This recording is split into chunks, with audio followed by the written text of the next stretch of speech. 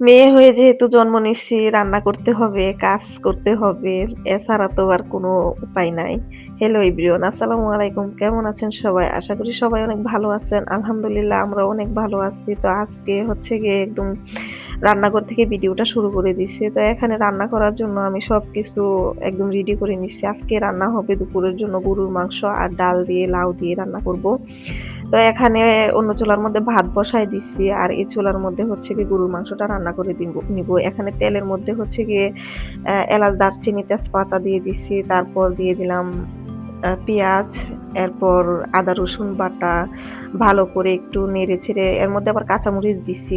তো ভালো করে একটু নেড়ে-ছেড়ে সবগুলো মসলা একসাথে দিয়ে দিব। এখানে হলুদের গুঁড়া, মরিচের গুঁড়া, ধনিয়ার গুঁড়া, জিরের গুঁড়া আমি পরিমাণ মতো দিয়ে দিচ্ছি। যেহেতু মাংস অল্প পরিমাণ, তো অল্প পরিমাণে আমি মসলা দিয়ে দিচ্ছি। তো এখানে মসলা দিয়ে ভালো করে আমি মসলাটা কষিয়ে নেব। সব রান্নাতে আমি একটু চেষ্টা করি মসলাটা একটু ভালো করে কষানোর জন্য। তো এ ভালো করে মসলাটা কষালে হয় কি যেকোনো তরকারির স্বাদ দ্বিগুণ হয়। তো এখানে হচ্ছে গিয়ে মসলাটা ভালো করে কষিয়ে তারপর গরুর গোস্তটা দিয়ে দিলাম। গরুর গোস্ত অল্প পরিমাণে ছিল, ফ্রিজে চিপায় পড়েছিল। ফ্রিজ তো খালি করা লাগবে যেহেতু সামনে কোরবানির ঈদ আসতেছে। যাই হোক এখানে হচ্ছে গিয়ে গরুর গোস্ত বসায় দিছি।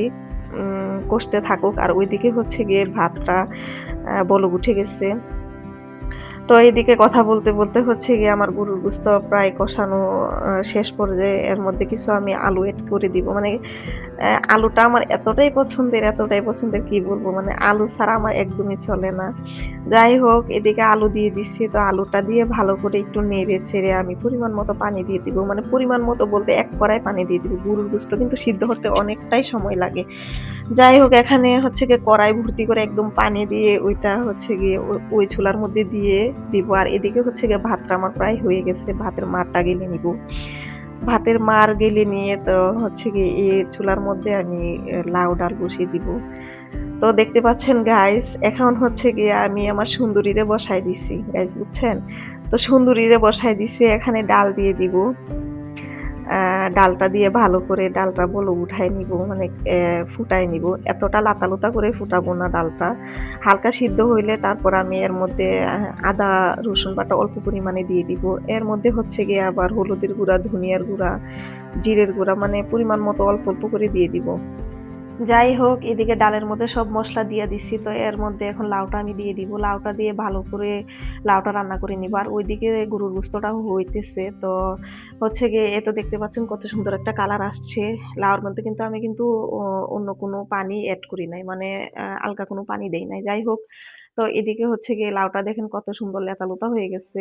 তো এর মধ্যে হচ্ছে গিয়ে দিয়ে দিছি কি কাঁচামরিচ। তো কাঁচামরিচ একদম শেষের দিকে দিছি।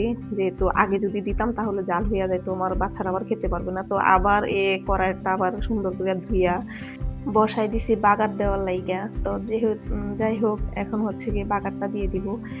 তো এর মধ্যে দিয়ে দিছি পেঁয়াজ কুচি আর রসুন কুচি দিয়া ভালো করে একটু লাল কইরা তো লাউ ডালটা ঢেলে দিছি। তো একটু জাল কইরা নিয়ে নামায় নিবো। যাই হোক এখানে হচ্ছে গিয়ে আমার লাউ ডাল হয়ে গেছে। আর ওইদিকে হচ্ছে গিয়ে গরুর গোস্তটাও হয়ে গেছে। মানে সবকিছু একদম এখন নামায়া নিবো।